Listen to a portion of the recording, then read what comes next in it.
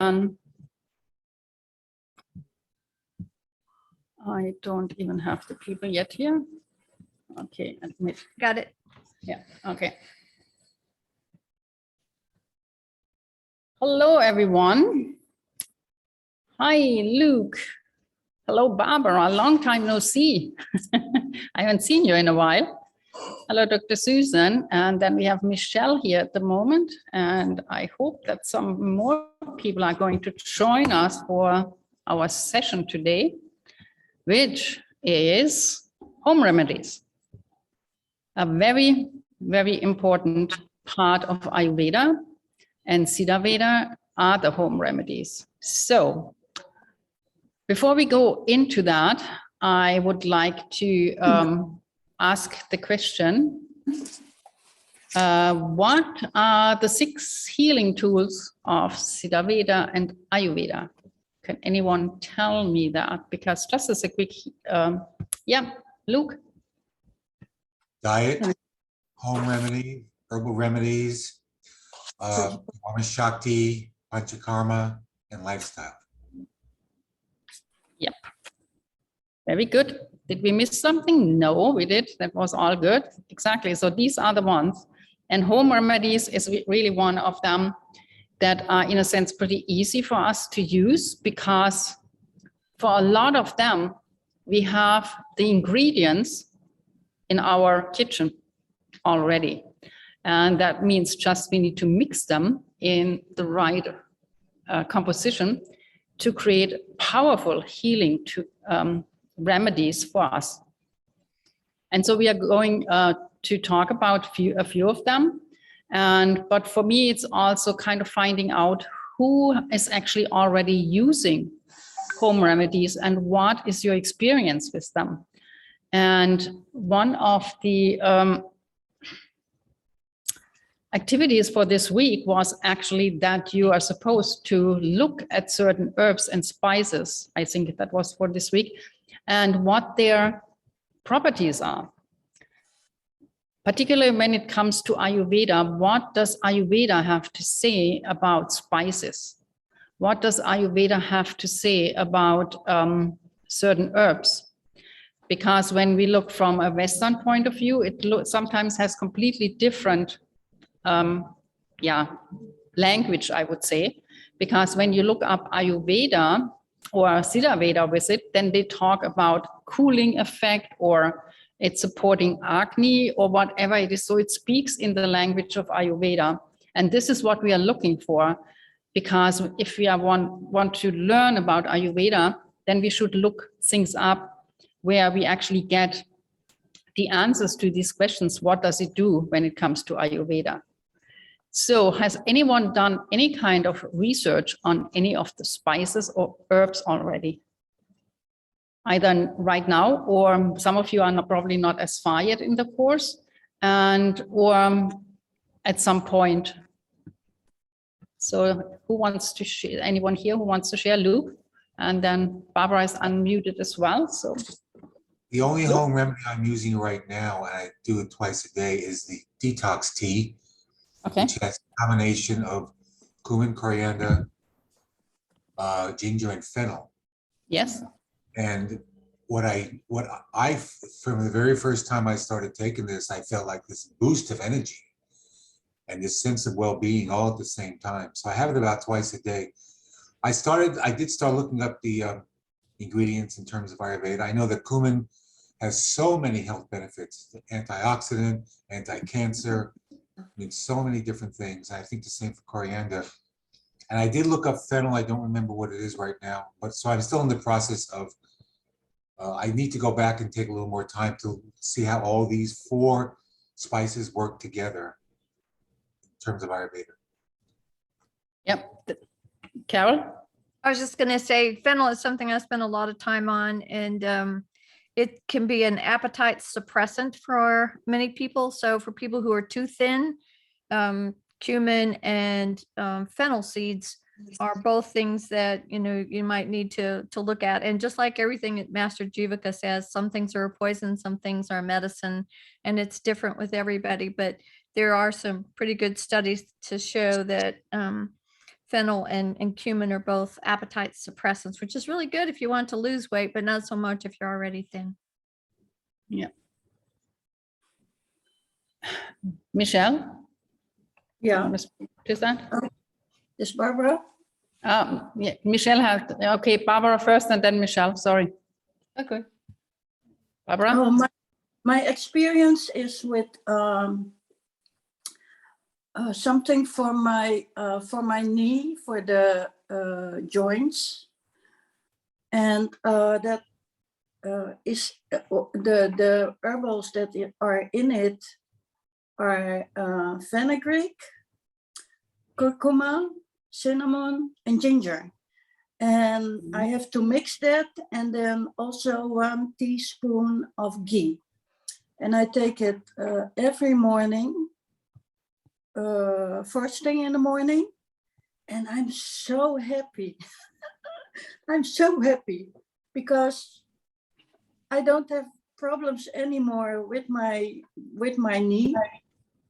I can jump, I can dance, I can do everything with my knee. And before using this, I was thinking about moving and finding an apartment with 1 floor and moving out of my house with 3 floors. And since I'm using these herbals, I decided to stay here in the house, and I'm happy in my own house, and I'm happy with my moving out, going out. And when I see other people who have problems walking, I want to help them, but I don't know if it's my job to tell them if they it's very difficult to tell people, especially when they're a little bit old, because the doctor used to tell you, it's your age. You have to accept this. These things come with age. And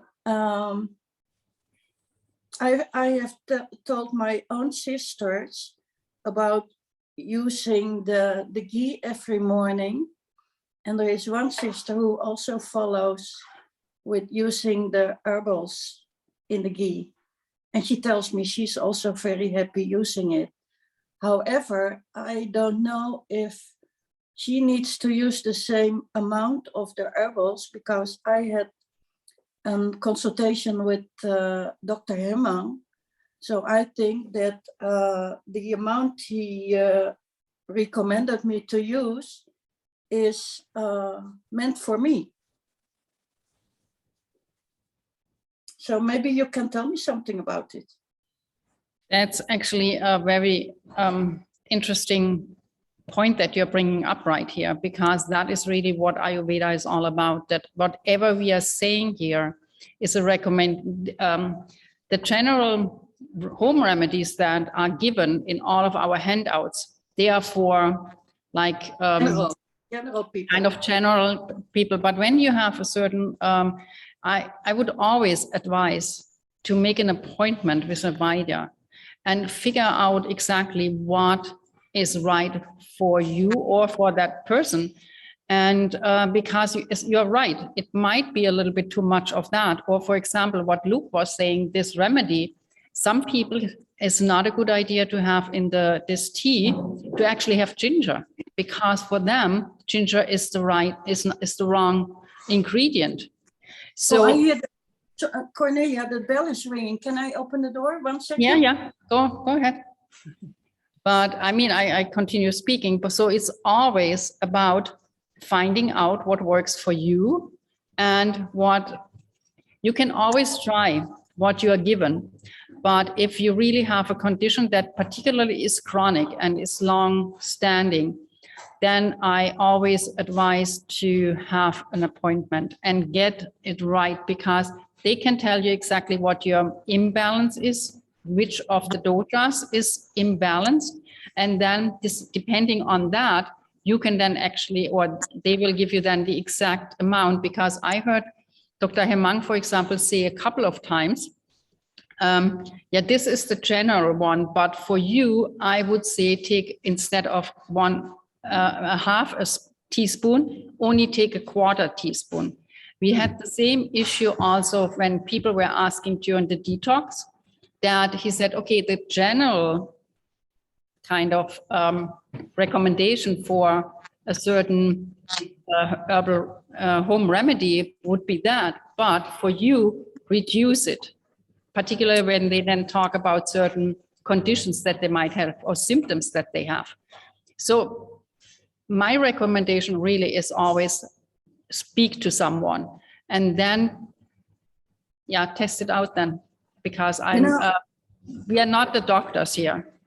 You know, I saw the recipe in the book, in the Ancient Healing Secret book, and the amount that was suggested in the book was 1 teaspoon of all the herbs. And Dr. Hemming told me to take a quarter of teaspoon, except the curcuma, I have to take half teaspoon. So that is all different from the general, let's say. Yeah. And I'm happy with that. Maybe if I use the general recipe, maybe I can run harder and jump higher. Barbara, do you know what page that recipe is on?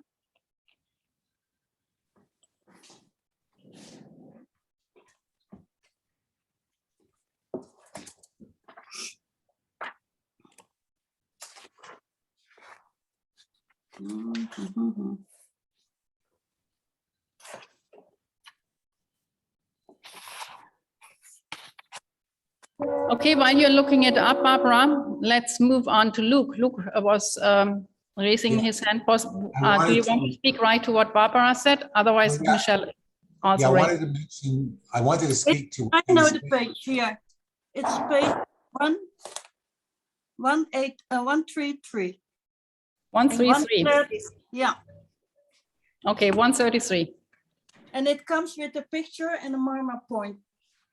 Okay, perfect. Thank you for that. Thanks for sharing. And I really like your story that you now can stay in your house because you can actually walk up the stairs again. Yeah, I'm so happy. Only that makes me happy. Yeah. Let alone all the other things. That's extra bonus. Wonderful. Thank you so much for sharing, Barbara. Okay, Luke, do you want to speak to that right away? I did but what you said about there's sometimes the general formula, but the general formula may not be right for you. So I'm having that example right now, not with home remedies, but with the Ayurveda herbals, with my Vaidya that I'm working with.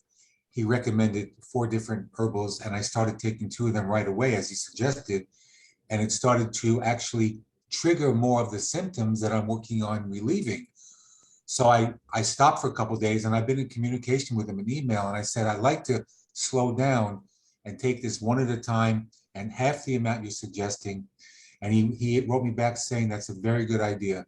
Start slow, take half the amount, and then ease into the rest until your body gets used to this, because it's very powerful herbal remedies.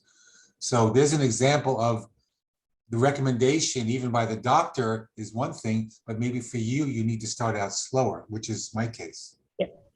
Yeah. And this is why it's so great that we have this access to the doctors, because when we start then taking these supplements or these herbs, and we feel that it's maybe too much or maybe don't get results, we can go back and ask, should I increase, should I reduce? So we are constantly guided, and that is how we then, and he's right, the Vaidya, only you can actually tell, only your body can tell what's really right for you, because everyone is so different, and depending where you are right now in your life and what your body has right now, that is what decides the amount of any herbs or supplementation or home remedies you can actually take. So thank you for sharing that, Luke. Michelle, now I go to you finally, and then I have probably some. Morning. Good morning. I have not been making research, but I have been taking several of those home remedies. The first one, like Luke, I love the teas, the detox teas. I love them. Every morning I make the power drink, and my husband takes it too. I made it for him because I thought he needed a little bit of energy, and he's very happy, and he goes out and he plays golf, and he can come home after 18 holes and he's not totally dead. So I'm very happy about that. And personally, I like it just to drink because it's good. I haven't necessarily felt more energy. Actually, that's why I was taking it. I wanted to see how it's going to proceed for me. He is happy. And regarding Cumin, I have been taking that for years because my daughter-in-law is Turkish, and she would bring me piles of Cumin, and I have been taking that for a long time. I have a practical question concerning Cumin. Dr. Naram speaks about Jira Cumin, and I have been looking up what it is. So I saw there are different kinds. They have different Latin names. I'm not sure that the Turkish one is the Jira. So where can I find out? I know the Sanskrit word for cumin is jirna, which means digestion, and jiraka means that which digests. So one of the names for cumin, comes up in a search under jirna. So he might actually, is what he sometimes does when he speaks. If you really listen to a lot of his videos, he sometimes says the Sanskrit word and right after that the English translation. So he might have said Jira Cumin. Yeah, that's what I said. Mean that it's one like a certain kind of, but it's actually the translation or the Sanskrit word of that. He does that quite a bit in the videos. Yes. I'm not saying 100% that's true, but I know that he's doing it. And when you say it, Carol, what the word actually is, I'm pretty sure that this is the case. The Jira is actually the Sanskrit word or Hindu word for cumin. Okay. And he does that. I mean, in a few of these recipes, I have difficulty understanding what he's saying.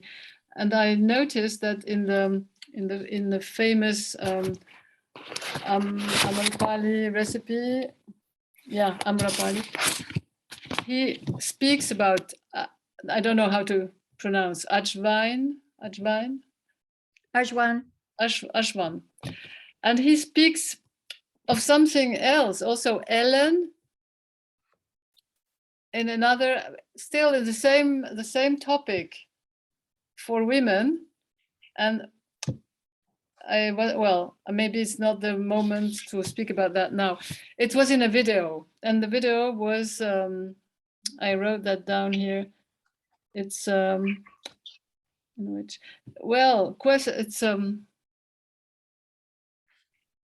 I thought I wrote it down.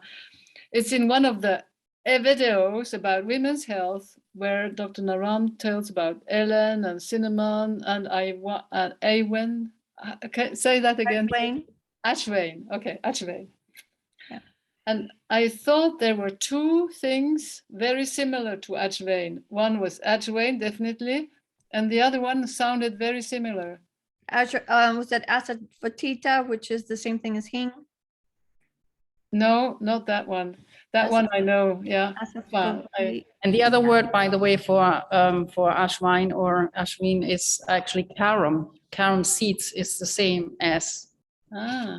So that is sometimes when you really go back to the, because I have it, for example, I have this, I took the notes while we were going through that. And I have then the note Ashwine powder is actually carom. So that I know that sometimes the same kind of have different names, as we already said. And then it's very helpful when you take notes when they are speaking. My handouts are full of notes.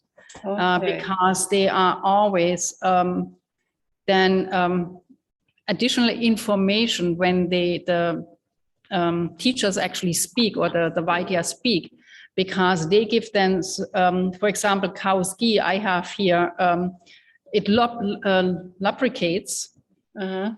ghee, and then I also, it's in the breakfast for stamina. So the cow's ghee, one of the properties from cow's ghee is that it lubricates the body, but at the same time, it takes care of vata. So I took all these notes right here in this home remedy. And that is also then when I go back to that, when I see that, then I know, okay, this is what it does in the body when I'm actually eating that or drinking that. So for me, that is for combining all the information we are getting. How do you sort that information that you're getting? Yeah. And for me, it's helpful to write it around where they actually talk about it when they go through that lesson. And then I have all these notes around, as you can probably see. I can see, yeah. Lots and lots. Wow, yeah. of Improves notes. immunity. And for example, Tulsi, basil leaves, Yeah. it's antiseptic. So I wrote that right there, because then even when I read that, go back to that, then yeah, that's one of the properties of basil leaves or Tulsi. Yeah. So because there's so much information in that, and how do you organize it? Yeah. Okay. Thank you. I think So that's check that. Sometimes when you have a word like that and you look it up again, this is why I always like to put this word, whatever you're searching right now, search with the word Ayurveda behind it. yeah. Okay. Then you get, first of all, you often get the Sanskrit word with it. You get, when you talk about herbs or whatever, you often get the Latin words with it as well. Yeah. And you get the English word, and you always get the whole description in Ayurvedic terms. What does it do? Is it pungent? Is it astringent? Is it bitter? All of these kind of qualities that we talk about in Ayurveda is actually then mentioned on these sites. If you just look it up without that, then you get a general description. And it is once this, once that. It's not really consistent. So that's a good suggestion. Yeah, and you always want to know, what does it do to your dosha? Well, yeah, I still don't know my dosha. In general, even if you know, for example, as I have here, it takes care of the vata, which means it brings the vata down. Yeah. Vata is, for example, when you have mind chatter, then you can use ghee and rub cow's ghee here. So that is part of what cow's ghee does. So it takes care of vata. And so by knowing all of this and learning it this way, then you learn it in Ayurvedic terms and not just, okay, it helps me for mind. And you integrate the use of it. Yeah, the utility, I mean. Yeah. That's kind of, Cornelia, that's how I learn. So that's, Cornelia? Yes. Yes. Could you repeat once more how to learn? What I do, it doesn't matter what I'm looking up right now. I'm all about Ayurveda and Siddha Veda. When I look something up, I always put whatever word I'm looking for and put the word Ayurveda with it in the search engine on Google or DuckDuck or whatever. So I'm actually using the word Ayurveda, because what it does then, it gives you all the websites that talk about whatever you're looking for in Ayurvedic terms, because it only shows these websites. And that means they don't tell you that it is, maybe it might tell you that it's against headache, but when you go on a Ayurveda site, it will tell you that it is helping with vata headache, for example. So that is a completely different knowledge that you're gathering here, instead of just, it helps me with headache, but what kind of headache? And this is for me the way to sort all this information and bring it together under one, under different topics. So just for try it instance, out. okay, so for instance, a basil, then you put in basil Ayurveda. Yeah. And then see what Ayurveda has to say. When I did one of the challenge activities, I don't know exactly which lesson that was, where we had to find, to do research about local plants. I remember. So that's what I did. I'm living in the Caribbean, so I used papaya, I used mangoes, and I used coconuts. And then each of these 3 fruits, I actually put the word Ayurveda behind it, because I wanted to know what has Ayurveda to say about these plants. And I was blown away the medicinal value of all 3 of them, according to Ayurveda. I wasn't interested what the payments are telling. But then you need to match it with your dosha. Yes or no? At the beginning, it doesn't matter. You're just collecting for something like that. You're just collecting information. What does coconut do? Coconut water. What does it do? What is the taste, the rasa? What is that for each of these? Is it sweet? Is it bitter? Is it pungent? Is it astringent? All of that is when you put the word Ayurveda with it. This is where you get the information. And of course, you can all, and often enough, when we go through all these handouts or we listen to the recordings, they are giving that.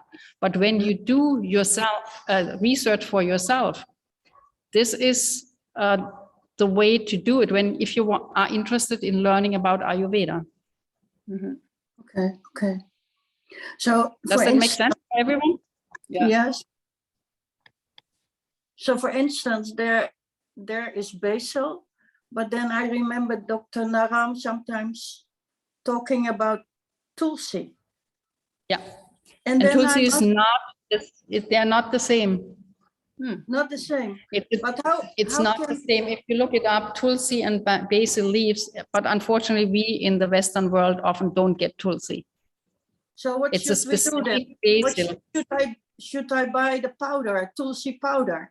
Is that better? If you can, yeah. If you can, yes, it's better than, I mean, you can still use the basil. It has similar properties, but not quite the same as tulsi. So I would go for the powder if you can get it. Okay. Or even dried, sometimes you can get it as well. I bought some dried tulsi leaves because I cannot get anything fresh here. I understand. Okay, thank you. Regarding tulsi, I have a question. Isn't tulsi like sacred basil? Holy basil. Yeah, Oh. holy basil. It's also called holy basil. Yeah. It grows in Arizona. Yeah, it might be, yes, definitely.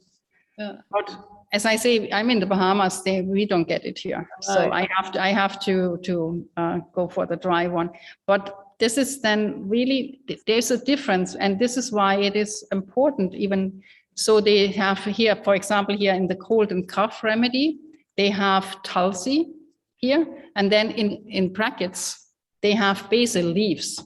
So that means if you cannot get that, then you can replace it by basil leaves. But still, you're better off to replace it with dried tulsi or dried tulsi leaves, like powder or whatever, because it does have a different property and potency. Even if it's dried? Say it again? Even if it's dried?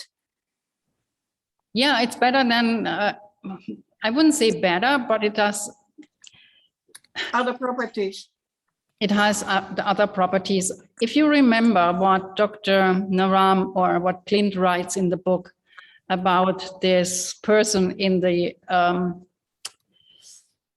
factory where they actually create the formulas, it's really about sometimes when are you harvesting certain herbs, because they have different properties depending on when you're harvesting them. Yes. So that means also when you have, it's still a basil, but it's a different basil. And so therefore there are different properties. And it was very interesting.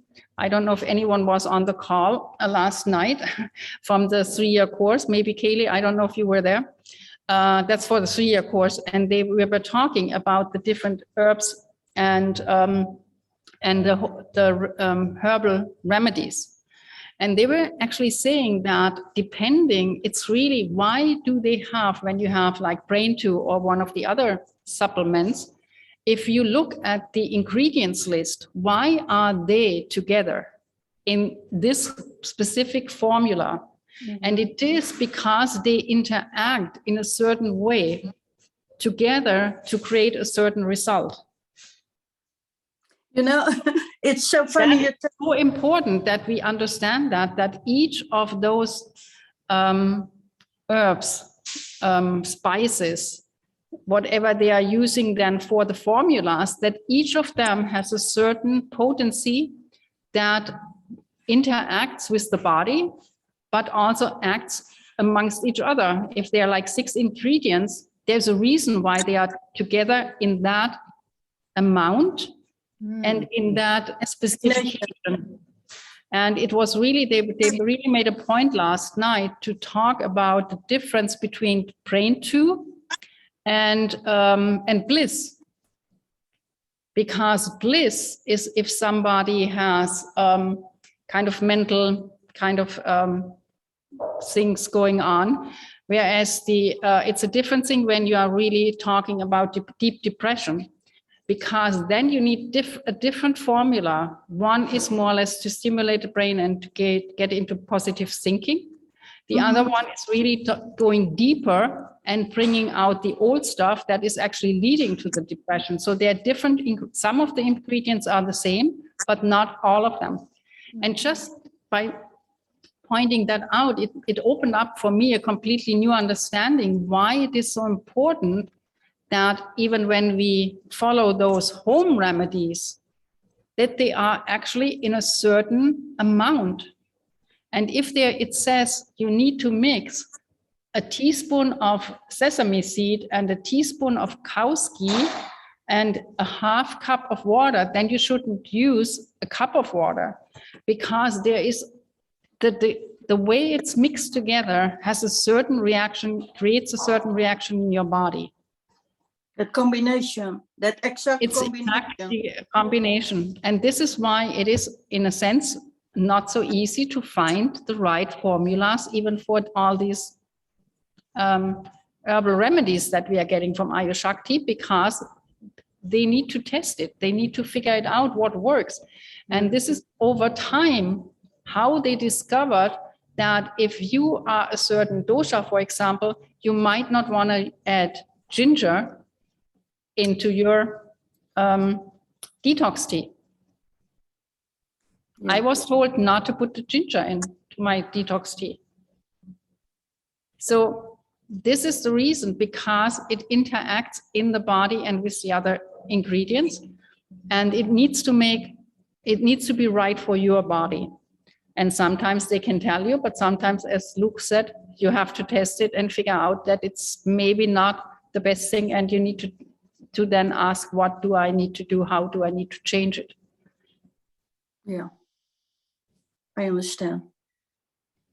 So that is really, when we talk, these home remedies are so amazing, but it's really about the right combination.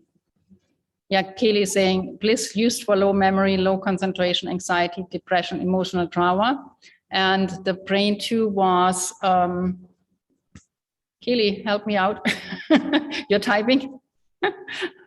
Brain 2 is weak memory, again, same as low memory and weak memory, but it's also for hysteria, depression, epilepsy, for example, is one of the big things where it's a difference, and emotional and mental disturbances. So there is, even though they are kind of both dealing with the mind and the brain, but there's still a little bit of a difference here. So that is when we even, if we go into helping other people to decide what they need and what they should maybe order, we need to understand these distinctions between them. And this is what, of course, you do in the 3-year course.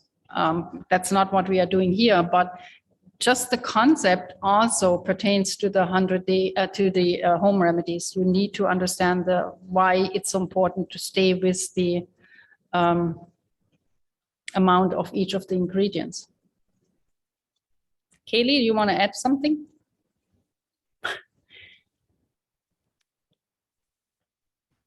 I just want to add that to focus on the 6 pillars of health that we use for Ayurveda. And so when I incorporate lifestyle in there, meaning that my daily routine in the morning, for instance, if I do it on a regular basis, my day goes much better. And if I don't incorporate it, then it doesn't go as well. So like just starting with the oiling up of the body, practicing that in the evenings, and then I oil up in the mornings, tongue scraping. So they're becoming more of a habit. First thing in the morning, drink a little water, etc., etc. And that just sets my day up very well. And it's a half-hour routine. It ends up turning into a half-hour routine. And Alicia Diaz gave a very good example of when you're swishing the oils, for instance, the sesame seed oil, which I prefer to coconut oil. Yeah. So I'm using that as the oil pulling. So that incorporating with the herbal remedies, the home remedies, they're not separate, they're together. So that's just wanted to add that to it. So thank you. Thank you. Yeah, you weren't on the call yet when I actually asked at the very beginning, what are the 6 healing tools? What the 6 tools of Ayurveda and Siddha Veda. And of course, they are all coming together. But today's topic is the home remedy. So that is why we are focusing on that. But you're right. And I can tell you, I have normally a very regular sleeping pattern, going to bed at a certain time. And I can tell you, I'm suffering right now. I had last week a night where I didn't sleep because I was listening to this live call from India, and last night again, so I only got 1 hour of sleep, and I can feel my vata is up here today. I can really feel the difference of me not getting enough sleep, but I did it on purpose because I definitely just wanted to listen to it live instead of watching the replay. But I can tell you how much it affects me right now, to how that just getting out of my normal routine, and how much a routine actually helps you to be healthy and balanced. And I really feel that I'm not balanced right now, just today. But I know that it's going back again. But I also know that tonight, I'm not going to listen again live, because it's just it would be too much. Tonight it would start at midnight and then go until like 6 o'clock in the morning. So I wouldn't get any good sleep. So I'm not going to do that. So sometimes you have to make decisions also. What is your lifestyle? Maybe you can allow that, but I'm not the youngest anymore. I know if I would still be like 17, I might be able to have a few nights without sleep, but these days are long gone. So I need to look after myself. Number 1. Yeah, it's number 1. But, you only know how much it affects you when you do it. And I just kind of thought, okay, yeah, that's fine. I will be okay. But yeah, I'm definitely feeling the 2 nights not sleeping really. So yeah, there's a lot to be said about that as well. How much do we really incorporate all of the things that we are getting into our life, all of the 6 healing tools. And we haven't spoken about Panchakarma yet. That is actually the topic for next week. And some of you have done the detox over the 28 days at home. And you don't necessarily have to go to India, but I guess in a few weeks, we will hear a lot of stories of all the people that are in India right now. And some of them decided to stay on and do a full 28-day Panchakarma. So I'm pretty sure we get great stories from them and how they are feeling and how much they get better. And today again, we had a great session with mamas because we had this morning, they did a live demonstration of mama, and they showed us the knee mama, and it was astonishing. They used Rajani, and she had really issues with her knees. And when she got on the table, I think she said she was like 8 on the pain scale. And when she got off the table, she said, I don't feel any pain at all. So, and that took about 15 minutes to do that. So it was absolutely fascinating how quickly you can actually help someone with mama points. All of that is the tools that we have and learn, but they only help us if we apply them. Anyway. So that is the big thing. We get these tools, they show them to us, but if we are not using them, it's up to us. So everyone needs to make the decision how much you want to go into it and how many you want to use.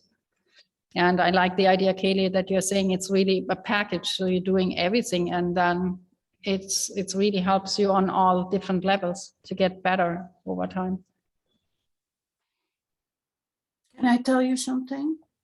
Yeah, of course. You know, I forgot to tell you that I had problems with my knee because my meniscus was torn. And I went to the specialist, the orthopedic specialist, and she said to me, my bone marrow was gone and the meniscus was torn. So I needed the operation. And now I didn't even go into that operation and everything is okay. So I thought I will go back to her to show her that my knee is okay. Mm-hmm. And I showed her everything and she was a little bit angry. Mm-hmm. Yeah. But I wanted her to know because when she told me operation, I had difficulties to accept that. And she said, you cannot do anything else than operation. Yeah. Yeah, I heard that as well. For me, it was the very same. In my case, it was my back that they told me I had a L5, I had a prolapse and or herniated disc. And they told me the only way to get rid of my back pain is to have the operation. And I just said, I'm not going to have it. And I found the right person to treat me, and that was way back. So I had no idea about Mama Points and Dr. Noram or anything, but I still got help in a way that the person just knew what to do, and that was in 1998, and I have never had any back problems since then. So we are talking now for 24 years that I have never had any issue. And they told me if I don't have the operation, I cannot walk in a few years and I will be in pain for the rest of my life. And it's just not true if you find the person that knows what to do. Mm-hmm. And so with supplements, sometimes I didn't have them. For me, it was just manual therapy. And but just bringing my body back into alignment was what helped me. And I saw that today what they do, these Mama Points, is actually an opening of the energy channels in the body. And by opening these channels and the energy can flow again, then the pain dissolves and goes away. And by also going deep into these points with this technique of, you are actually also talking more or less, talking in inverted commas to the subconscious. So there's so much going on that's happening here that can really create spontaneous healing. And I mean, if you have seen some of these videos with Dr. Noam or Clint, you see it all the time. And this morning we really were again like a witness of something like that. So it's absolutely fascinating. And even now my knee is all right and I can do everything. I still continue with the herbal remedies. I keep using it daily, and it's for my own benefit. Yeah, definitely. And I got used to it also. You got what? I got used to it. Yes, yeah, of course. Yeah, what works and what makes you feel good, keep doing it. Mhm. So, who wants to share another one of their favorite home remedies? What are you using? Kaylee, one of your home remedies, what are you using? I love the turmeric and black pepper and ghee mixture because I get a lot of hot pitta. So that's one of my favorites. And then there's another one that I've been using in the morning. I watched Dr. Naram's video with the "What do you want?" And I never heard that he had a home remedy in there. So at night I put turmeric, cinnamon, and something. It's turmeric, cinnamon, cardamom, ghee, and nutmeg, and I put that in for at night in a cup, and then just pour the hot water on in the morning, and I just drink that, and it's great for mental clarity. So I've been doing that for the last week. I'm pressing my marma point. Okay. So, So that's really do you helping. know where that is? If you want to share that with us? Yeah, let me just get it, and I'll be right back. Okay. Okay. Yeah, why It's not in share my it? spice drawer. Okay. Hold on Okay. 1 minute. Yeah, you can share them here in the chat box. Okay, I will. So who else is here? Mary Pat, Donna, Charlotte. Anyone here who wants to share any one of your secret home remedies and what you're using them for? Christina is here. Yasmin is here. Okay, Mary Pat, go ahead. I am using the immunity and the detox, and I did the immunity more, or I'm sorry, the detox more when we were on the 28 days. So, but like this morning, I felt very, very tired. So I thought, okay. And I'm traveling next week. So it's like, oh, I don't want to be coming down with anything now. Yeah. So I said, oh, let's do the immunity. And I do find a difference between if I use the ginger root versus ginger powder. Yeah. What is the difference when you say you sense the difference? Yeah. Well, sometimes I have a lot of itching sensations. And I know I was just trying to figure out what is it that causes, so I that the powder, of course, is stronger than the herb. Anything dried is going to be strong, more concentrated than it's in its fresh state. So I've just made adjustments, choosing when I want to use the powder and when I want to use the other. Okay, very good. Thank you very much, Mary Pat, for sharing that. Anyone else who has a favorite that you are using all the time? Julia, are you here? Are you listening in? And can you speak? Yeah, here she is. Hello, my dear. Long time no see. Hi. Yeah, I saw the message that you're having a call. I'm at the gym right now. Yes, Okay. I was thinking of all of the home remedies I've used during the 28-day detox and just basically throughout the whole program. And I agree. I love the one with the ghee and nutmeg and cardamom. I've used that at night actually to help me sleep. I don't know. I think there's something about the nutmeg that's very good for my body. And I love doing the oiling in the navel, the top of my head, and the bottom of my feet to help me sleep at night. So it's the sesame oil. So I have a pure grade sesame oil. I love that one. I love the super energy drink where you soak the dates, figs, apricots, and use the cardamom seed, fennel, and cinnamon, and almonds, blanched almonds always.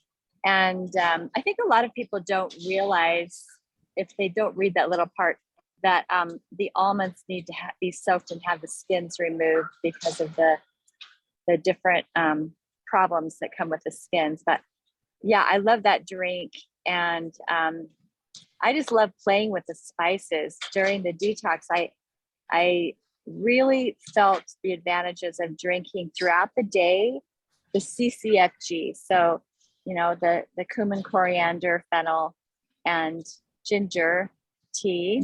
I also love the tea that has the basil and cinnamon in it. That's so sweet. The cinnamon gives it such a sweet flavor. And I'm glad you pointed out that the holy basil is different than basil, because it's a completely different plant used for the immune system. And I'm glad to know that they have that in Arizona. I really want to look that up and get one of those plants, or get the powder, get some of that in my cupboard. Those are just some of the things that I've used. I'm always trying new things. So when people mention different home remedies that work for them, I always want to maybe try them out. I'm always interested in things that calm the mind and the stomach, because I've had digestive issues in my mind, the vata, when it gets high. Another home remedy that my Vaidya had me do was the vaka oil. Now, I ordered about 6 bottles of the vaka oil, which basically is just edible grade castor oil with some herbs that they infuse it with. Now, my Vaidya, Dr. Pranav, did tell me that if you don't have the vaka oil, it's okay to just use an edible grade castor oil. And I think I saw in the chat that Carol mentioned you have to make sure it's edible grade, because if it's not going to be good for your insides, but you can use it on the outside of the body. So the vaka oil, though, using a teaspoon, up to 4 teaspoons, even 2 tablespoons at night before bed, that has a wonderful effect on helping to clear out the bowel. And I also love the home remedy of that we did on the detox program of mixing a teaspoon or a teaspoon and a half of psyllium husk with a teaspoon and a half of flaxseed, ground flaxseed, mixed with a cup of water. And I actually started adding a pinch, up to 1/4 of a teaspoon of cinnamon, because it makes it more easy to take down. I like cinnamon, and I would mix that up. And that at night, I just, even though I'm finished with the detox, I finished that about 3-4 weeks ago, I regularly will use these every 3-4 days just to keep the bowel cleansed, because, you know, I still eat really healthy. I eat a lot of mung bean soup.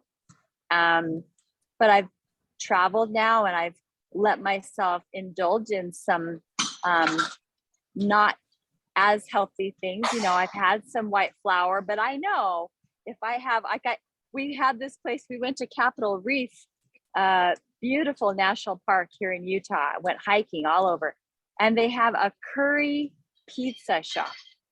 So they take they make the non-pizza dough, but it is a certain kind of white flour. And I don't eat white flour, but I thought, you know, for this trip, we're going to try this out.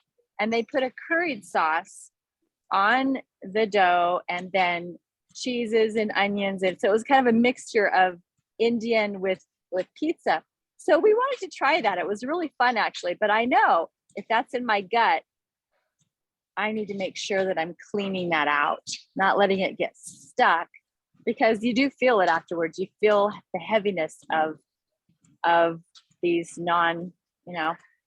the foods that we don't normally eat. And so I like Dr. Stephen Weschler's approach, though, that it's not always about the soup. It's not about being, for me, I'm not on a detox right now. I'm enjoying life, but I know how important it is to detox and get back to the home remedies, get back to some of these, things that we know are impactful for our bodies. So I do like, always finding things that help to clean the colon, to help with gases, to help when you start feeling that belching or the gassiness, like, okay, what did I do? I built up my vata again, because that's what I find. Like you, Cornelia, if I don't sleep or my vata gets really high, I'm like, okay, I'll go back to, I got to start oiling. I've got to get my CCFG tea going, get back on the mung bean soup and get back my body flowing, because it's all about flow, the flow of life, the flow through our bodies. If we get stuck, it's just like everything backs up, everything gets toxic, and the flow is so important to wash away, get rid of the toxins. And that's what a lot of these home remedies do. They help us to stay in the flow, to stay detoxified. And you can feel it for sure when those toxins build up, because you get out of sorts mentally, emotionally, physically, start feeling sluggish and tired. And then it's time to, get the routine going back again and bounce back. Thanks for letting me share that. Yeah, thank you, Julia, for sharing all of that, because because you're always testing, you're always experimenting with food and with different recipes and all of that, and what it does to your body. And this is really one of the things, if you're always doing, you can only notice things in your body when there's a change. Because if you're always in the same temperature, you don't feel that temperature anymore.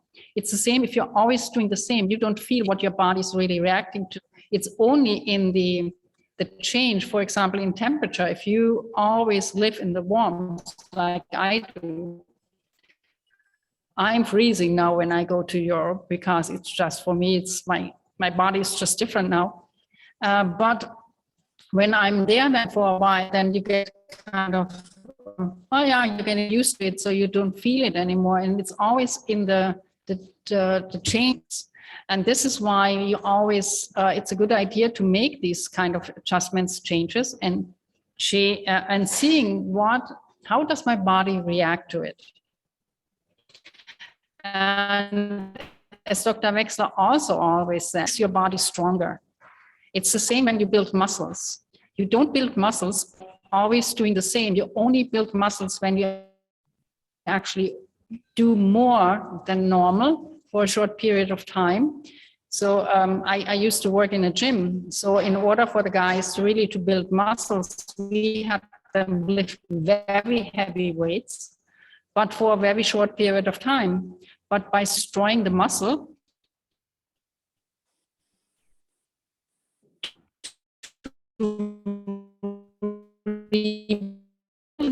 much stronger. Of course, the very important thing is they really want to do that. They need to lift heavy weights, and this is kind of that creates then really the muscle tissue over time. So it is by sometimes really challenging the body that we grow, and it's the same with everything. We only grow in our emotions. We only grow in our mental capacity, our emotions challenges. If everything is always the same, there is no real excitement anymore, because it's just, yeah, okay, it's the same as always. So we need all of that. So it's also, we can always be happy, because always happy, we don't actually appreciate happiness anymore, or joy. If always joy, so sometimes it's also good to feel something else when we are joyful, when we are happy. Does that make sense? Yeah. You're breaking up a little bit, but I got the message pretty clear. It could be me. Unmute yourself. You want to speak? My internet is. I didn't know if it was yours or mine, because mine's been going up and down too. I just put in the chat on WhatsApp a recipe that I'm trying out. If you want to try it and give me feedback, it's for homemade electrolytes. And when my daughter was in chemo and IVIG, she had a lot of trouble keeping anything down. And so we went through a lot of Gatorade and Pedialyte. So this is my recipe of making my own. It's 16 times more potassium than Gatorade, for example. So if you have need of electrolytes and want to try it, I'd love the feedback. But it's just coconut water, a little bit of ginger, organic maple syrup and your choice of cranberry, cherry, or pomegranate juice, and then mineral salt if you have it, because they have, you know, a whole set of minerals. But you can also use Himalayan salt, black salt, or even iodine salt, just a pinch of salt, but so because you need that sodium. So just wanted to throw that in. Thank you. Thank you. Always useful. Practical home knowledge. I guess I'll also just Carol, a note of that's- caution for some Yep. of the herbs, that if you have people that Donna, you came just on. Donna. Just gonna let Carol finish, but then why don't I do that? And then I'll sing. No, you go right ahead. Are you sure? Okay.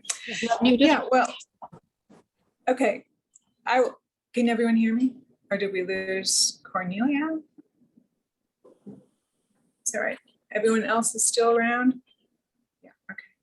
Yeah, I was just gonna say that I have started trying the castor oil and warm water at night as a hormone balancing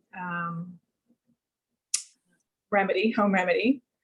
And part of it, I'm curious how long, I mean, so I've taken it now 4 nights, so I'm just kind of new experimenting, but I am curious how long to experiment with it, and, you know, and how that feels. It's not the most pleasant tasting, but I posted some of my experiment online, and I got some interesting things to try, even with how to flavor it or to make it, you know, more appealing. There's Cornelia back.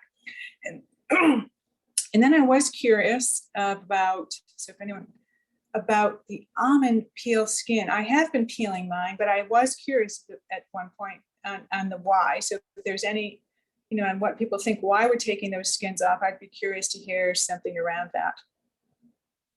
That's all. Yeah. So I'll speak up on that one.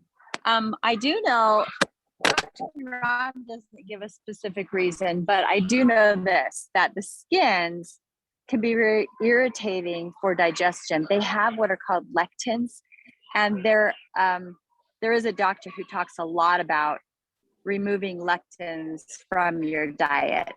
And lectins are there's just an irritant that is very hard for some people to digest. And so you want to remove that. And you could probably even Google it, or, you know, read about why, because some people might want the fiber, but I know it's the irritation, especially for people who are struggling with digestive issues. The lectins and that. And the reason you soak the almonds is because it removes a specific acid. Actually, I went to a medical retreat down in Mexico where Dr. Naram had actually spoken to this group of people in this company called Busana. Dr. Naram, when I met him, he said he'd actually spoken to this organization where I went for this medical institute. I was there for a health and wellness retreat, and they soak all of their nuts and seeds, except the teeny tiny seeds. They even soak pumpkin seeds, because when they taught us, the nutritionist there said it removes a certain acid that is a little bit more toxic for the body. So it's all about, you know, digestion, getting rid of any toxins that might be harder on the body. That's what I understand. Yeah, that's excellent commentary. Super Jules, loved it. You'll always be Super Jules to me. I just, that's my name for you, Super Jules. Yeah. So on the question of, It's on. sorry, Can you hear me? yes, a little bit. Uh, No. Frozen again. So I was going to say on the castor oil, that's a Vajra question. If you're high Vata, castor oil is good. If you have abdominal issues, celiac disease, IBS, some other things, long term, it can cause your guts to be lazy. So it's a jivaka thing, right? Poison, medicine, short term might be really, really good, but definitely check with your Vajra for your particular constitution over time. But short term, it's really great. There's so many things that it's good for hair, it's good for skin, there's a whole host of things. But word of caution for people who have really sensitive digestive systems, they should check with a Vaidya for long-term use. Yeah, I think piping in a little bit on that one too. In working with Dr. Pranav, it's a frequency thing, like with anything, too much of a good thing is a bad thing. So the castor oil has its purpose for helping us to cleanse and to balance. Like even you can use the vaka or castor oil in through a tube as a basti or an enema, but only once a week. So not super frequent, and taking it and digesting it before bed at night, maybe every few days, but not every single night. So I think it's the frequency that's good to discuss that. The basti, the reason you would use it in that case in the rectum is for calming the vata. It's something in it absorbing into that rectal cavity has an effect on the nervous system that calms the body, calms the brain, calms the whole nervous system.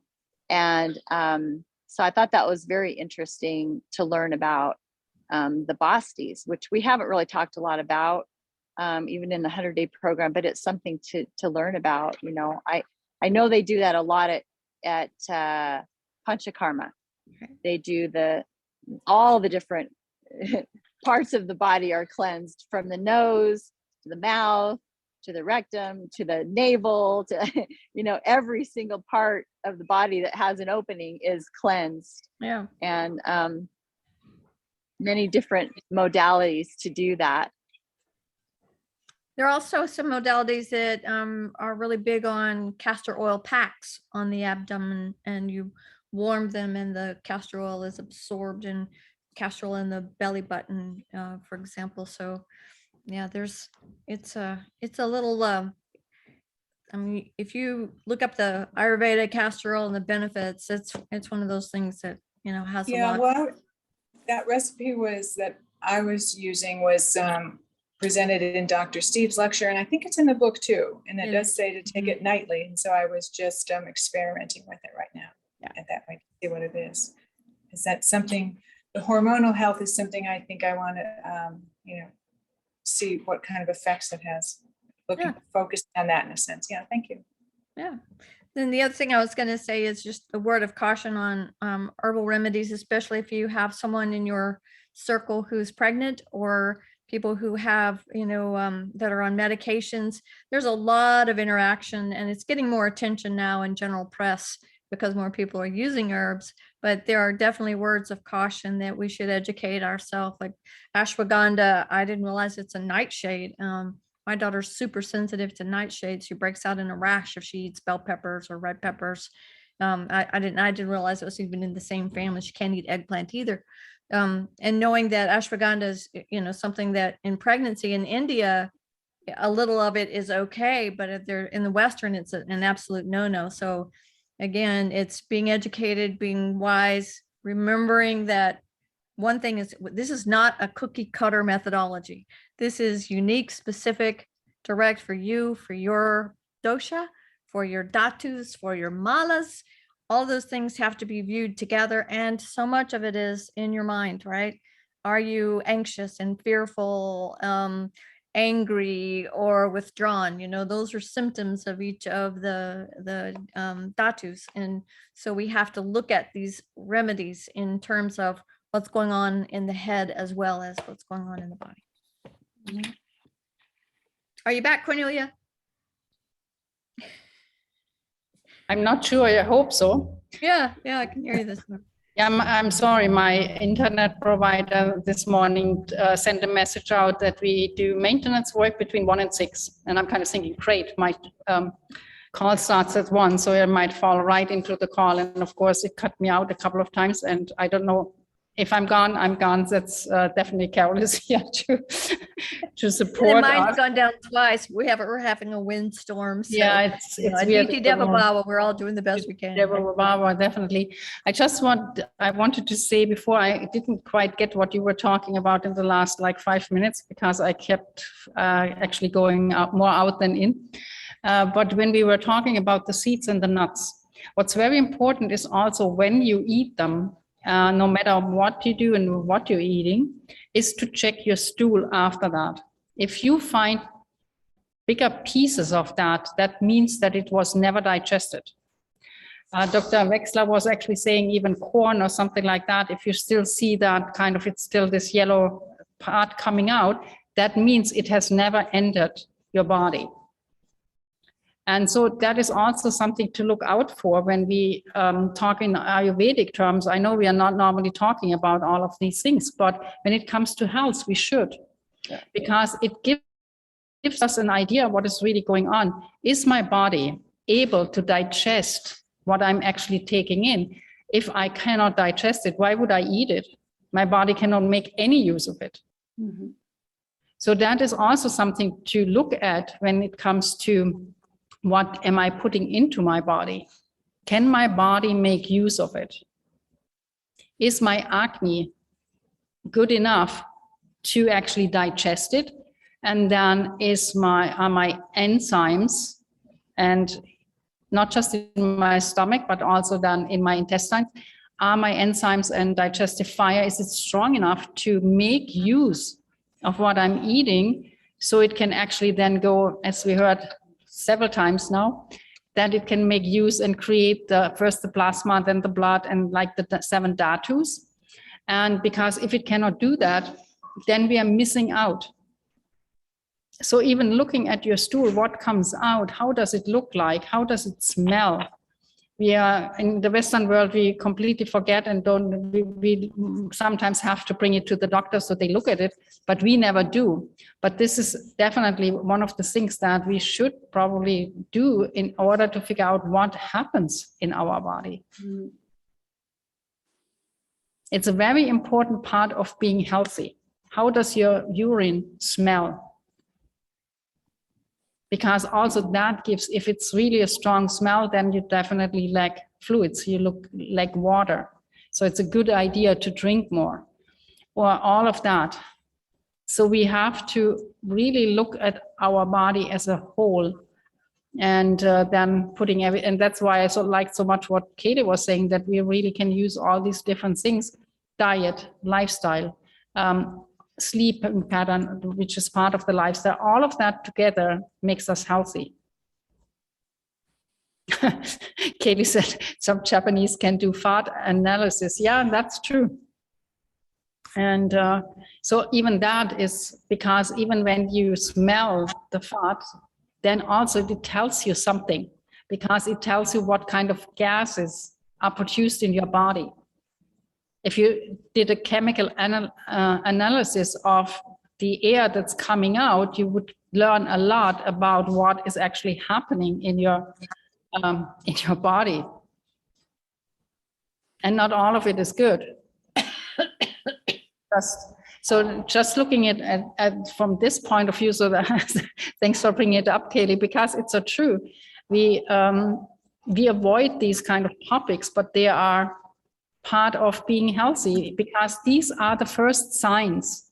I see it like that now. For me, that is my first sign that something is wrong. For example, I had some food lately that was pretty dry, and I didn't drink. It's pretty hot here already, so I probably didn't drink a lot. And after a couple of days, I realized that my stool was very hard and not as normal. So now I realize I didn't drink enough, and that food was most likely way too dry for me as a Vata person. So I need to change something. So for me, these are now signs that I can follow. It's like a roadmap. Okay, this is happening. I observe that. Now I can make a change because I'm observing myself. I observe what's going on in my body. And this is what Ayurveda is all about. It's a science of life.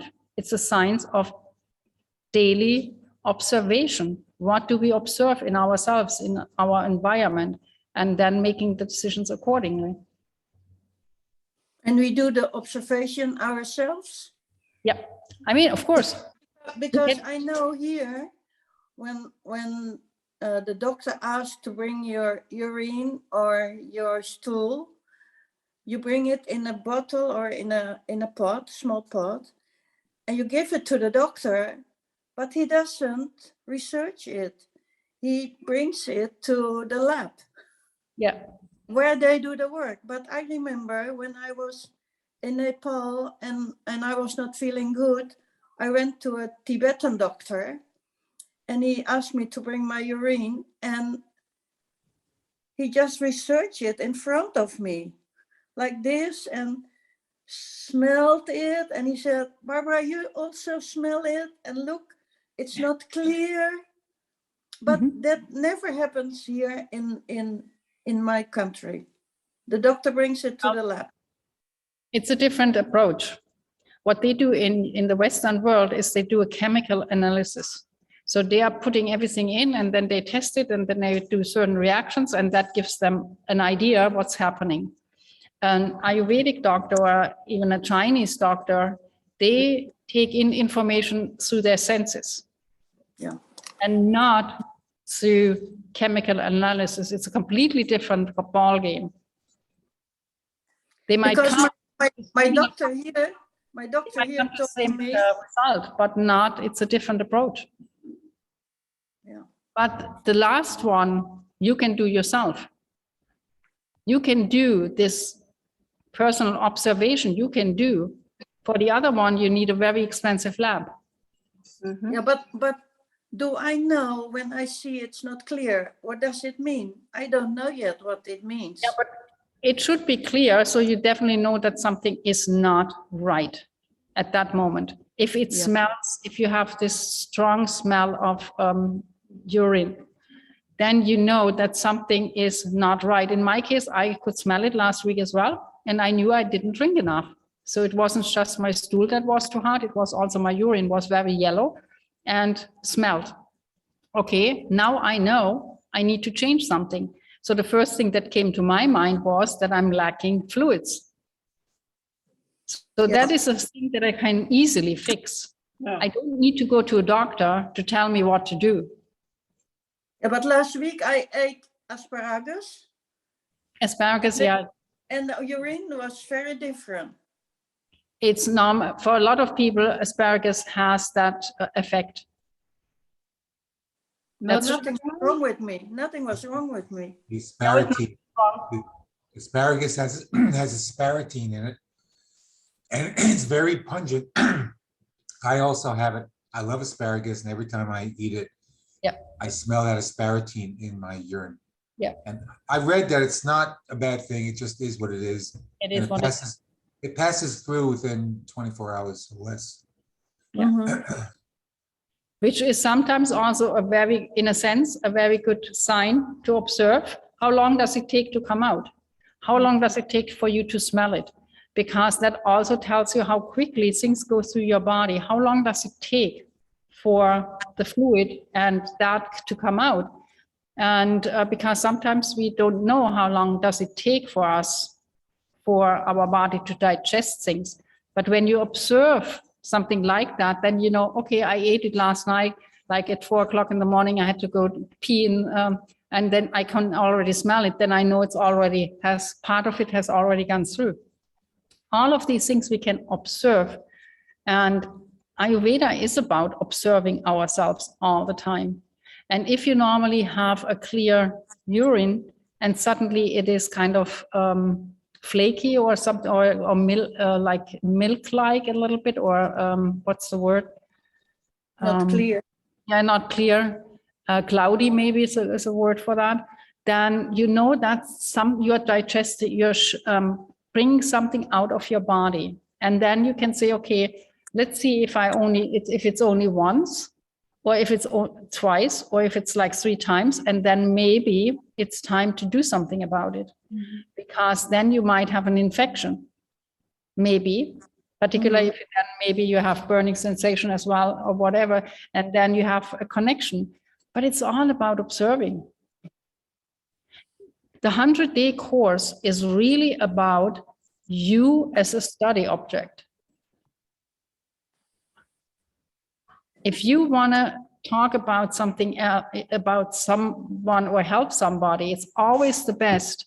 Barbara, you were actually asking before, how do I talk to someone and in a sense convince them that they should do something? Tell your story. If they are not convinced that you can actually, after a few, I don't know how long you were taking all of that, but that you can now actually stay living in your house because you are able suddenly again to walk up all the stairs. You don't, if they don't get that, there's not that much more that you can say. But if you speak from that point, that is my experience. And now, when you were talking about that, there was so much energy coming from you and your happiness about that. That is what people convince us to make their changes as well, if they are so inclined. Yeah, I had several times that I told people about this healing, ancient healing, secrets healing. And they're looking at me like, what are you talking about? Yeah. And then I told them, can I send you some information? And I sent them the videos, like the MS video, so clear. No reaction. So then I feel a little bit sad, but after that I told myself, everybody has his own path to go. And I let go. I leave it alone. Luke? This is a very interesting topic what Barbara's talking about. And I've been so excited since I've been involved in Ancient Secrets, and I've been speaking to so many people. But you know, it's not for everybody, even though there are people you want to help. And it's kind of heartbreaking because, you know, I do know people that need this so badly. They have so many health issues. And I share this with them. And some people have jumped on it immediately. And one person came to our Sunday call last week, and I'm meeting her today to buy some spices. Some people jump on this immediately, and some people, even with all their health issues, they make excuses. I don't have time. You know, I say, you don't have time just to slowly read a book at your own pace. They make excuses, and it's really too bad because there are two people that I love dearly that need this so badly. They bought the book. They're not doing anything with it yet. Their excuses. So we see that with some people. And again, last night I spoke with somebody. I'll just tell the story quickly. He called me up after I sent him the email with the link and everything and the recipe for mung bean soup. And he said, Luke, I look at these things all the time and I don't pay them attention, but because you're telling me about this, it's different. And then I told him what I'm experiencing in just 6 weeks. And he bought the book already. He's giving me ingredients for the mung bean soup. So there's another example of somebody who they hear your story and it resonates with them. They feel it in their heart and their being, and they jump on it. So we can't help everybody. We can only help the people who want to help themselves. And I'm experiencing this as well. Yeah. Yeah. Haley is right. just saying as well, I was introduced to Ayurveda 7 years ago and didn't follow it, wasn't ready then. And I guess we all have had that experience that we often with a book, we read a book, we read it and it was okay. And then at some point we come back to the book and suddenly we see completely different things in the book that we didn't even notice before. And it is the very same when we hear information, it doesn't resonate with us at all. But then we might hear it again and you might share another story with that person and say, oh, by the way, this happened as well. Now that I'm kind of doing it even longer and now this is happening. And they might then suddenly something is then triggered, but we cannot make the decisions for them. I have a family and no one is following that. Even though I'm so involved in it and doing all of that, but they're not interested in that. So can I do anything about it? No. I had to learn that they need to make their own decisions as the same way I had to make my own decisions for my health. And Luke is just saying the same. They are not ready yet. If they are, at some point they will. But they are not ready. And we have to accept that. But keep going. Just speak about yourself. Don't try to convince them. Just speak. Tell your stories. They are always so good. And you're always so positive when you speak about it. So there's so much enthusiasm behind it. Don't stop, let anyone stop you from sharing. No, no way. Nobody can stop me. Very good. Mina, we haven't heard from you yet. How are you doing? And what is your specific recipe that you, I don't know when you came on the call today, what is our favorite or most used home remedy that we are using? First thing, what Luke and Barbara is talking about, I totally agree. Because after knowing ancient secrets, after meeting all of you, still it was a struggle for me to follow the diet. And I was constantly cheating myself. And I was taking a health detox, and it was high time that I should start. Then I did start. And the first 3 days was like, it was a roller coaster. Pain here, pain there. Give me 1 second. My computer is going off. Give me 1 second. I'll plug it in. Okay, so while we are waiting, who hasn't spoken yet? Noel, are you around now? We haven't heard from you yet. I like your smile. I haven't seen you in a while. Or heard from you. Hi there. How are you? I like that. I sometimes I've missed a lot of the calls. And I try and go back and watch the recording or hear the recording because I have my children. I was just at the sports field and I in the car and I was in and out of sleep while you were on the call. So, but yes, for me, the detox, I did it like I took it on like a job and definitely I noticed the difference in myself as in my mind clearing. I wasn't focusing so much on thoughts and focusing or dwelling on things, if that makes sense. Mm-hmm. My mum being now has gone out the window a tiny bit. I make it and then it's like everyone's saying how wonderful it is and I'm like, really? It's something I'm missing. And then I started putting in more ingredients. I just actually started adding in more of the, I was probably making too much and they not having enough flavor. So I thought it was like, vile at first. And I thought it was, but actually I got better at making it. At the moment, I actually bought some new butter today. So the Kerrygold was on offer. So I've been making the ghee. So yeah, I'm really, really proud of that. Making the ghee. Mainly I use the ghee on my temples or just, maybe my crown. And that lady just a while ago just reminded me of the belly button and I forgot about that. The oiling. So I suppose I don't have any particular thing I want to say, but I just felt my energy levels were amazing during the detox. Really, really good. And like you now, I know I'm more conscious of what I'm eating. I'm more conscious of, yes, I'll have a little salad. I'm not really supposed to have salads that much because I should have cooked food. But I do love my salads and the weather is getting better. So I would be more aware of chewing. I'm really chewing my food. And it's like drinking my food and eating my drinks, I'm really taking that on more because my digestion, I have hiatus hernia. Well, I haven't had any major issues with that now, or no heartburn or anything for ages. So that is a bonus, a real bonus, not to have heartburn and these side effects, So that's the only thing I can think of. But I'm thanking everybody, for just listening in, and I just screenshotted some of the little recipes that you put up there. So thank you. Thank you, Cornelia. Thank you for your dedication, your devotion. Thank you.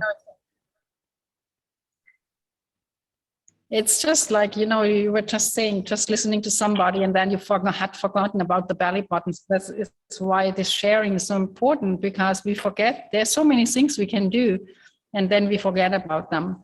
And by somebody else sharing, yeah, I could do that as well. That is kind of what these calls are about as well. For me, it's not so much really repeating all what is here, because you can listen to the calls and you can listen to and go through that and then take your own notes. But this sharing and the experience that we all having with what we are doing, that is really where, for me, not the learning comes in, but also when we start to apply it and share it, it just anchors it deeper into us when we speak about our experiences. That is kind of why I like these little, these small groups here where we can really share intimately in a way, and everyone has the opportunity to speak and share their experiences. Okay, thank you, Noel. Mina, now your computer is back. Yeah, so the first 3 days, I started this detox program. First 3 days for hell, like a roller coaster. I was having headache, body aches, neck pain. Like it was like a torture, and constantly I was taking all the medicines and everything. But on 4th day, everything changed. I don't know why. Then slowly, I was listening to the calls and doing everything. Then they talked about Vata. Vata, when it comes down, your body pains go away. Oh, so I'm taking Vata detox before I sleep. So that is working. So actually, I was experiencing the herbs in me, and I could notice, like, I really noticed the difference in my body. More lighter it is. Even in mind, I'm more stable. I'm not impatient and angry. Usually I get angry like that, and I'm like so patient. Like I'm wondering myself when I'm on the call, am I the same person listening?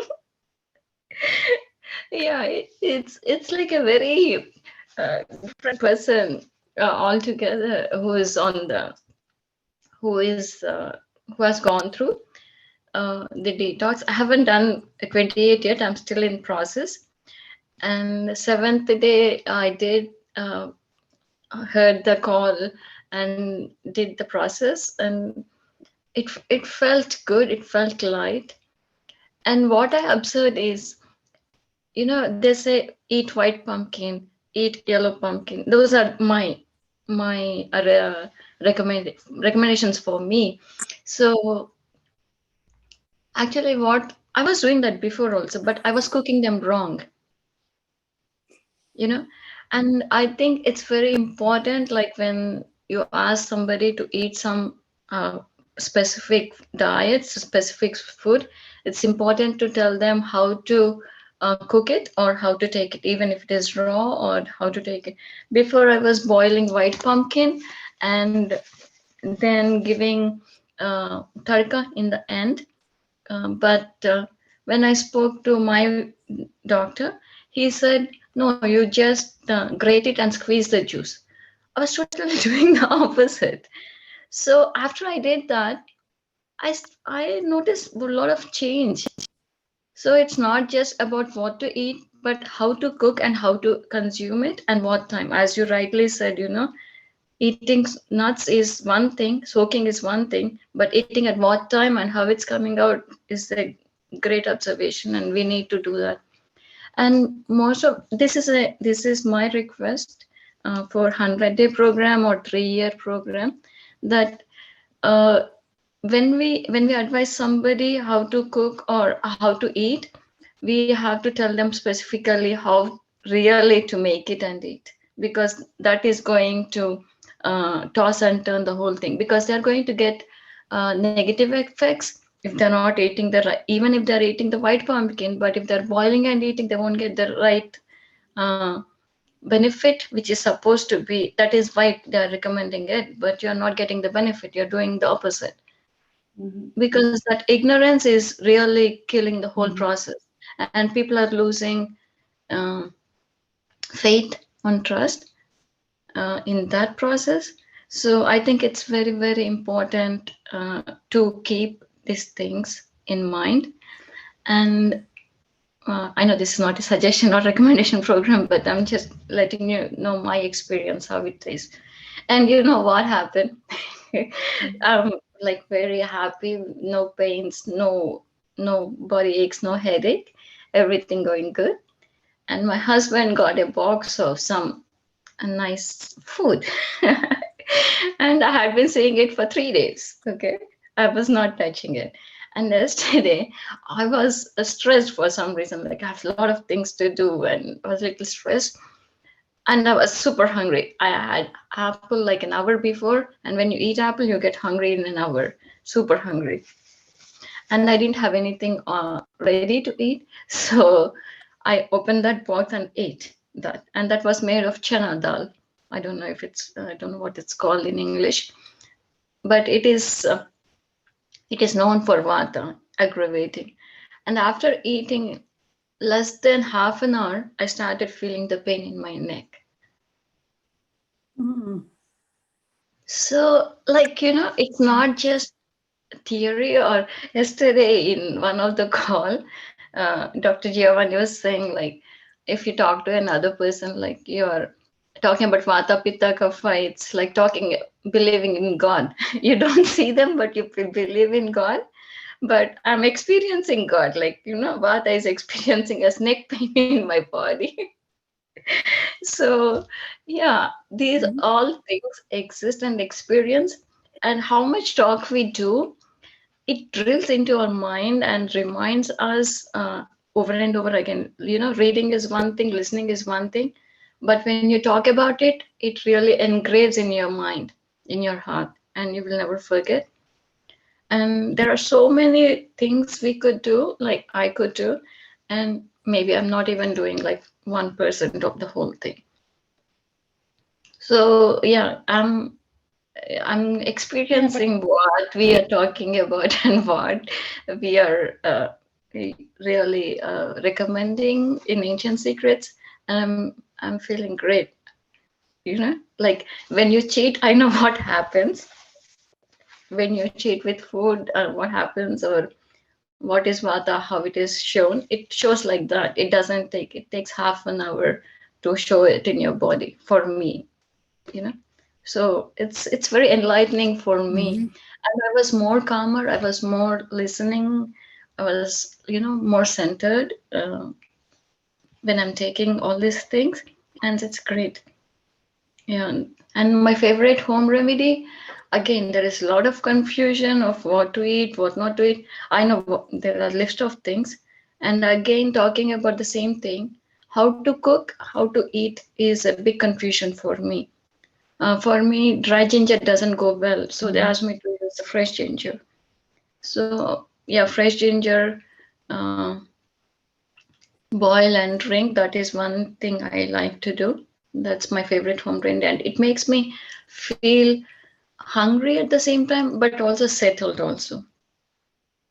And eating apple is one more thing which I was okay with, but I was not really, you know, a big fan of it.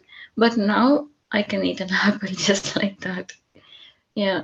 So home remedies, yeah, those are the things. And again, home remedy, you know, in detox program, we have one thing, what is it? Cumin, coriander, fennel, dry ginger powder, like a detox tea. You drink it while you're in detox program. And that didn't really go well with me, because instead of dry ginger, you take, for me, it was fresh ginger. So I think as we all speak, it's all personal experience. Like every person is unique, every person's prakriti, body constitution is unique. So you have to get your own customized plan. And when you get it, please be sure on asking them specific questions on how to cook, when to take, when not to take. That's a very important point what you bring up here again. Yeah. That you really need to listen to what your body says. As you probably were on the call when I did the detox, I couldn't take the ginger in the tea, so I had just to work with the coriander, cumin, and fennel, because I was experiencing certain symptoms, and I spoke to my Vaidya, and he said, "Don't take the ginger here. That's not what you should do right now." But that can change again. So if I do the same detox in half a year, I might be able to take the ginger. So just because it doesn't work right now doesn't mean it doesn't work forever, because we are changing. And this is why it's really coming down to observing yourself and experiencing what works for you. And as you're saying, for you, it's the fresh ginger that's better than the other one, but only you can sense that. So this is why we need to make these decisions for ourselves as well. Of course, you can always then ask your Vaidya, why is that? What could be the reason for that? To learn to understand it. But your body is your best friend. Your body Absolutely. is talking to you all the time. Yeah, absolutely. Yeah, Yeah. like as you say, you observe how long the metabolism is taking from like the time you eat, how it's processing and how it's coming out. That is also very evident when you're eating the right food. You know, you will know it. I have seen it, like eating few pieces of that has made me observe it in the morning. You know? So even like if somebody can say, I ate only small piece of cake, how does it matter? But I can say I ate only 2 pieces of like, few pieces of that, and it already showed up. And I'm like, oh, neck pain, I'm doing that. It's amazing, Yeah, like this how is why fast it's it's good happening. to even. Yeah, and this is why it's really important to keep a kind of a diary to see what happens. I did this was my result. I did this was my result. I ate that, oh, then I had a headache. Oh, I didn't sleep that night.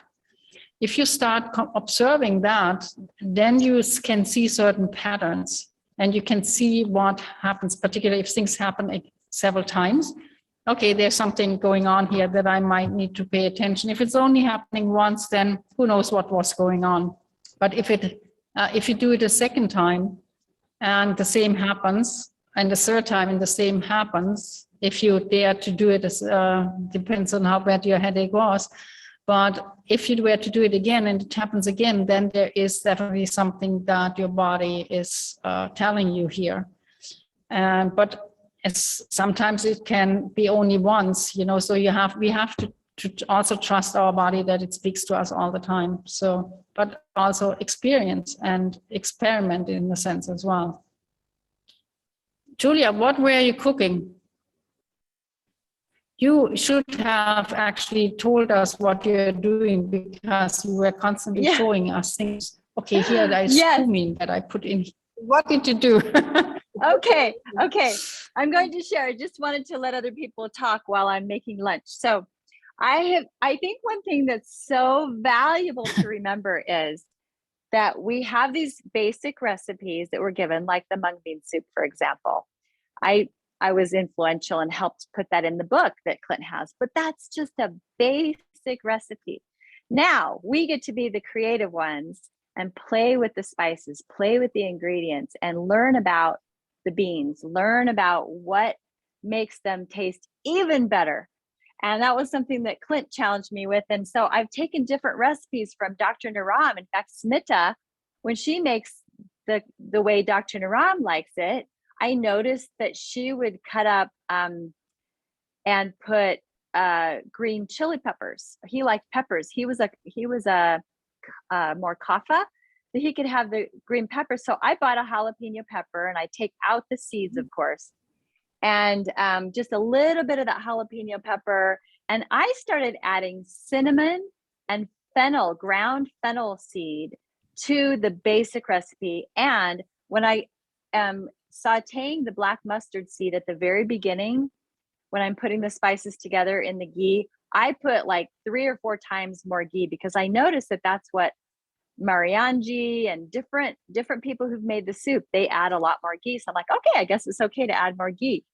So I started putting these extra spices in and playing with it. And I put a little bit more turmeric and sometimes I put a little bit more cumin or coriander. And it is now the best. I mean, the fennel and cinnamon added in is just takes it one level above. And then I tried the jalapeno, a little bit more ghee, and now it gets better and better and better. So you can keep playing with that soup. I know it can seem kind of bland, and carrots and celery. And a few times ago, I added a bunch of vegetables. After the soup's been cooking for about 25 minutes, I add all my vegetables in, the carrots, the celery. I even got turnips, and I put chard leaves and fennel, like the white part of the fennel. And I even tried leeks. Leeks are fantastic in the soup. All the green vegetables and some of the, healthy vegetables like beets. And you can add those to the soup, or you can have them separate. Now, what I was doing here in this pan, so I learned I cannot have raw salads because they're not good on my stomach. I had a lot of digestive issues before I did the 28-day detox. I was burping and belching and having pain and gases for months before I did that detox. So I had to learn that I don't do the raw salads like it used to. So I thought, well, what would happen if I took this baby lettuce and baby greens and just sauteed them with some onion or shallots? I actually found that shallots are absolutely delicious. They have a different flavor than the onions. So this time I used purple onions. So I just sauteed in some ghee the greens, and then I put the some coriander and cumin, and I have the onion in there, and they boil down. And I had some steamed beets already, so I add a little turmeric, the beets, and it's just whatever you want, and I just put a few little spices in there, and then my Himalayan salt, which I love. I use it a lot. I need those minerals. And then it boils down, and then you have this wonderful vegetable dish to eat aside my wonderful mung bean soup, which my husband's getting ready to have some for lunch right now. My yummy mung bean soup. And I soak my mung beans over 24 hours, and I put a little bit of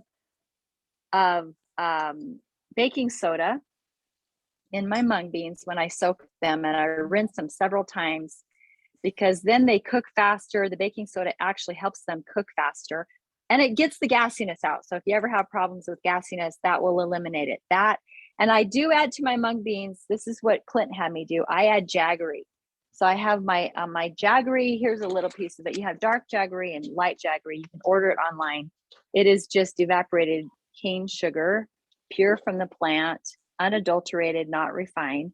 And I scrape a little bit of that because that also helps reduce gassiness. So I have this vegetable dish. And then what I will do, this, my friends, is so delicious. Now look at this. It's really sticky. Guess what it is? This is, because I've experimented now and figured this out, a mixture of amaranth and quinoa. So I was cooking pure amaranth, and many of you probably have never had amaranth. It's a teeny, tiny seed that they call a grain. It's not really a grain, but it's a seed, and quinoa is a seed. And so you cook it 4 cups to 1 cup. So I used it in my rice cooker. I made some amaranth, and I found that when I cook the amaranth, and when I put just a little bit of this in with my soup, so I'll mix it, it thickens it up like a thick, yummy, thicker kind of soup. And it's on the 28-day detox. You can even have that. So amaranth. And then I thought, well, what happens if I mix the quinoa with the amaranth? So I put half and half with 4 cups of water, and it cooks up just beautifully. I put a little bit of salt, a little bit of ghee in when it's cooking, and it's really thick and sticky. But what happens when you take it, you only need like a tablespoon or 2 tablespoons. You heat it up with your soup, and it thickens it up like a split pea soup, and it's absolutely delicious. The amaranth has a very nutty flavor. And so, we get to play with all these new foods. And like Mina, when you talk about you're not used to these different foods, it becomes delicious when you start playing, saying, what can I do with all these different vegetables? What can I do with grains that are non-glutinous grains? And, you know, I do rice sometimes, but I'm like, what could be even better for my stomach than rice? Because rice sometimes is a little bit harder for me to digest. And so I have just, over the past 2.5 years since I've been down this road with Clint and this whole family, just learn to play and make it fun, make it colorful, the different things. And you know, we eat mangoes and papayas. Sometimes papayas are not that great here. They taste not so flavorful. It depends on where you get them, but the mangoes right now are in season. So we eat a lot of mangoes. That's it. That's my share for food. Just keep playing with those spices and have fun. I self grind. Like you can see, I grind my own fennel seed powder. I have a little spice grinder that I use, and you can get these. They are used for coffee and stuff. This is it. It's a little small grinder. You grind your flax. I grind my own flaxseed meal because you always want your flaxseed meal to be fresh. And then I grind my own fennel seeds. It's a lot cheaper than buying the spices that way. And I keep my big bottles of spices right next to the stove. And this is the turmeric I use. I get it from Costco because it already has the black pepper in it. You always want to have turmeric mixed with black pepper because the black pepper activates the curcumin. See that where it says on this 95% curcumin complex? Mm-hmm. Turmeric, you'd have to eat a lot of turmeric for it to have the anti-inflammatory properties. So you have to decide what kind of turmeric. Now I get this because it is infused with the extra extract of the curcumin. So it supports inflammation response even better than just a regular spice.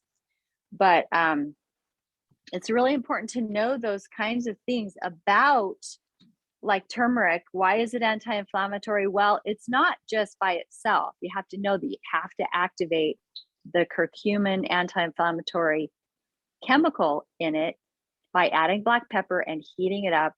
And you can get higher concentrations through, you know, certain types that you buy.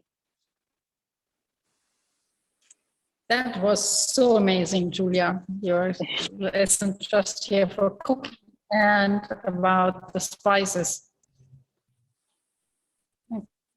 Okay, my internet is unstable again. So thank you so much. I mean, what You're better so than welcome. having a cooking lesson at the end of our nearly 2 hours? Yeah. That You're was welcome. really I'm good. gonna So now we are share all that. going into. Yeah. So can you hear me? Yes. Am I still here? Yes. Okay. You're here.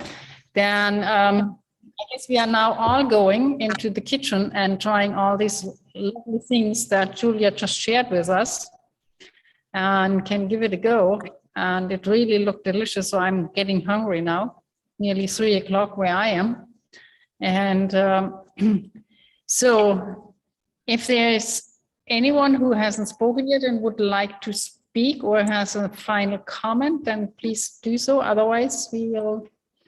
Barbara, anything you want to share? Mina, anything? Cornelia, you were on call last night, all night, and you're on call this morning on time. Yes. How did this happen?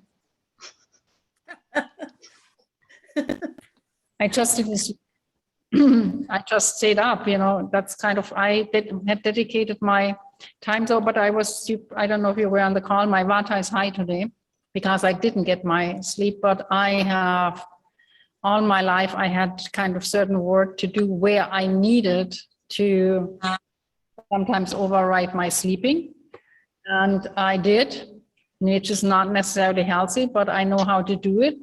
But I also know that how I now need to take care of myself in order now to get back to my normal kind of regular schedule. But I can do things for, but I also felt, I mentioned that Well, I'm not 17 anymore, so it's definitely a little bit harder than it used to be when I was still young. I'm still young, but not that young. And so it's kind of, I definitely felt it being up all night. I only slept like maybe, I slept a little bit before the first session, and then I slept a little bit between the two sessions, like 25 minutes or so. And that was my night. But I made the decision consciously because it was important to me. And so when I'm doing that and I set my mind to something like that, then I can definitely do it. But I know I will have a very early night tonight. So I'm most likely will be in bed around 8, 8:15 or something like that. That's amazing. That's amazing. Because I was on the call and I was like this. At 1 o'clock or 2 o'clock, my computer died, and then I also went like. And then I woke up at 5 o'clock, and again I joined the meeting, and yeah, that's it. I was like, you were on call, and today morning again on time, and today I was late for this call. Yeah, it's kind of. I have to say, since I have started with the eating mung beans, which is now, how long ago is that now? When did we start with everything? It's kind of difficult to say. It's 2 years ago that I started, and we did our first mung bean challenge, I think in May or beginning of June. And since then, my main diet is actually mung beans, and I eat other things as well, but a lot of the time I have at least 4 or 5 days a week, I have at least one meal mung beans. And I did the detox a few weeks ago, as you probably all know, and my energy is just through the roof. And I have never felt as healthy, as mentally alert as I'm now. And that has definitely to do with the diet. So I can feel the difference. And it might take a while. I mean, I was always eating healthy, but I still realized that I had toxins in my body when I did the detox. And I felt the difference in doing the detox and having the supplements and all of that. But my energy is just so high that I'm surprised myself sometimes how well I can go and how long I can go. Wow, amazing.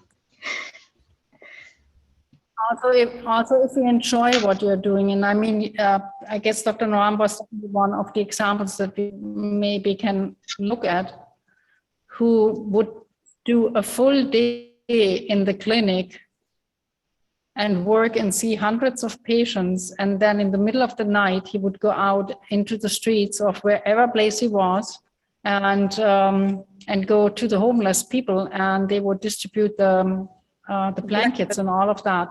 So even he would go to bed late. So he had this kind of energy because what he loved what he was doing. And when you have this kind of inner satisfaction, that is also where Carol always comes in when she talks about rasa, and she talks about satisfaction. That is definitely where we take our energy from. If we have that, then we also have, if we are satisfied, then we have more energy as well. It's a mental state, it's an emotional state, and it's also a physical state. So for me, I just feel I found my place where I need to be at the moment, and I just enjoy everything. And so that's kind of where my energy comes from as well. And you are such a big part here, my groups for the 100 days. I just love you all and be doing these calls because these conversations are so precious. And there's so much information shared and so much heartfelt information shared that I really learn as much from you when we share as you probably learn from, we all learn from each other. And there's no one better or or anything. It's all the same, and we're just really sharing. And I love that so much. It brings so much joy into my life every single time. Sure. Cornelia, can you please do that forget and forgive thing? Because, and you know, like one of the calls on Sunday, they said, you imagine a red square and a white square. Like, can you please elaborate on that for a second? I let More- Carol do that. Carol, go ahead. You Okay. are the one for the, Yeah. So Carol is this, our So let go is in the fatty part, but I just learned this and I want to make sure to these disclaimers. Right next to your index finger on your left hand, next to that bone, that's the spot for sinus decongestant, but it's also a place where people would use if they're trying to get someone to go into labor.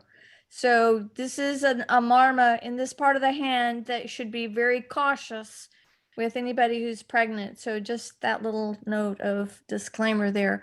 But the let go is a little back in the more of the center part of that.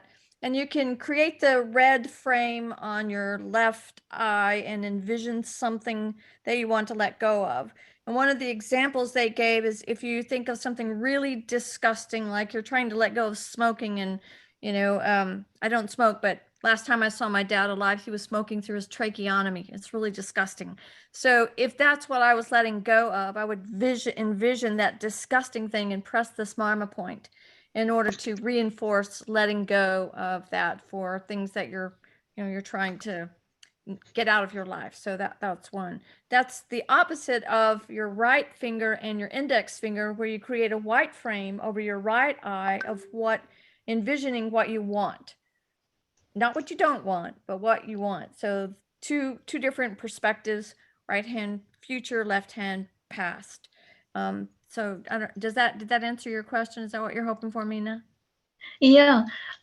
So does the red frame come when we press this, or do we have to imagine it? You have to imagine it, and it takes practice, but you know, you can practice out and I just have an idea right now that the pain marma is really important. A lot of talk of what we talked about was when you're letting go of pain, it's right down from your fourth finger in the left hand in the palm. My hand is eaten up with psoriasis in that very spot, and I have a lot of pain in my body from psoriatic arthritis. So this spot is super tender on my hand, but I try to work on it many times a day. So 6 times left hand, right down from your ring finger across from your thumb joint. That's the point for pain. And then this one is for immunity. So if you have an immune disorder, third finger, you can do one at a time and press it this way, or you can do both at the same time and press it this way. So this is for third finger's immunity. And this one is a really good one to know because all of us have weakened immune system, especially if we have any vata stress going on or anxiety or any of that. Is that the third finger and the thumb? Third finger and the thumb for both hands, or you can do one hand at a time and do the tip of your third finger this way. And what is this one? Aham Brahmasmi? My mind is not snapping too. Does anybody remember? Happiness. Happiness. Yeah. Happiness. I have little castanets on my finger. I'm being happy. Happiness. All right. Isn't this also? Thank you, Carol. Yeah, I love myself. I'm happy. Yeah. I love me. I love you. Yeah. I'm with you. I love you. I love Thank you. too. Yeah, we should actually in the future start the call that we actually do some mamas. Today we forgot. And so let's kind of, if I don't think of that, please remind me next week. Next week, again, we have the later session. So for everyone from Europe, it might not be as convenient, Barbara, as we will have the call at 9 o'clock Eastern time, which is 3 o'clock in the morning for you. But then in 2 weeks' time, we have again then the same time as today. And next week, we're talking about Panchakarma. So we're going through the process, and of course we're not really going through Panchakarma, but maybe again a little bit more about the detox. We probably, I don't know if I know by then if there will be a new detox coming up in the future, where a 28 one where everyone is doing it, but I might by the next. Otherwise, we will share it a little bit later, but they were thinking of doing it in April, beginning of May. So, yeah, I guess that is it for today. Thank you all so much. Anyone a final word? Anyone? I have wants to one share? question. Otherwise, we say I love you. Oh, Yeah. Go ahead, Barbara. Thank you. I wanted to ask, Yeah. does somebody know how to copy the chats? And I have an iPad. Yeah, it's the 3 dots down at the bottom where it says to everyone or to one person, those 3 dots, if you click on it, it says save chat at the top. Save chat. Okay,